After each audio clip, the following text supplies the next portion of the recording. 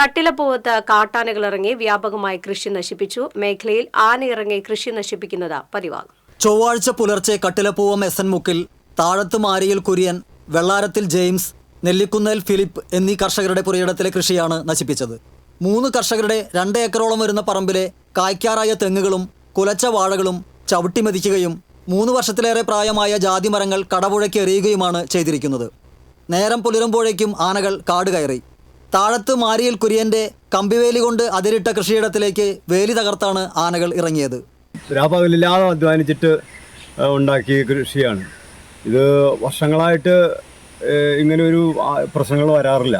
ഇപ്പോൾ കഴിഞ്ഞ വർഷം തൊട്ടടുത്ത പറമ്പിൽ, എൻ്റെ അനിയൻ്റെ പറമ്പിൽ വന്ന് അവിടെ കുറേ തെങ്ങുണ്ടായിരുന്നു, കളഞ്ഞു. വേലി നല്ല വേലി ഇട്ടിരുന്ന, ഈ കമ്പിവേലി ഇട്ടിരുന്ന ആ കമ്പിവേലി അടക്കം ചവിട്ടി പൊളിച്ചാണ് ഈ പറമ്പിലേക്ക് വന്നിരിക്കുന്നത്.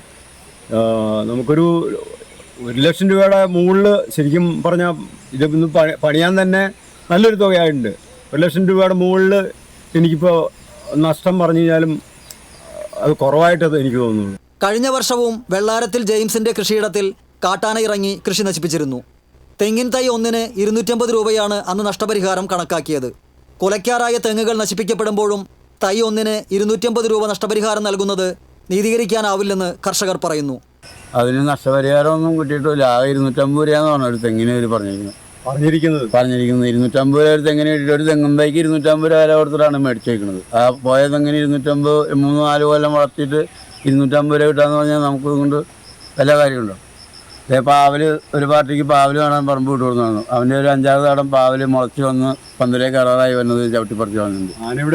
ആന ഇവിടെ സ്ഥിരമാണ്. ഇപ്പം ഞങ്ങളിപ്പോൾ രാവിലെ മൊത്തം ഒന്ന് പരിസരമൊക്കെ ഒന്ന് സെർച്ച് ചെയ്തപ്പോൾ അവിടെ ഈ മൂലപ്പച്ചയിൽ ഉണ്ടെന്നുള്ളതാണ് ഇപ്പോൾ വാച്ചർമാരടക്കം സ്ഥിരീകരിച്ചിരിക്കുന്നത്. മലയോര മേഖലയിലെ ഭൂരിഭാഗം കർഷകരുടെയും ഉപജീവന മാർഗം കൃഷിയാണ്.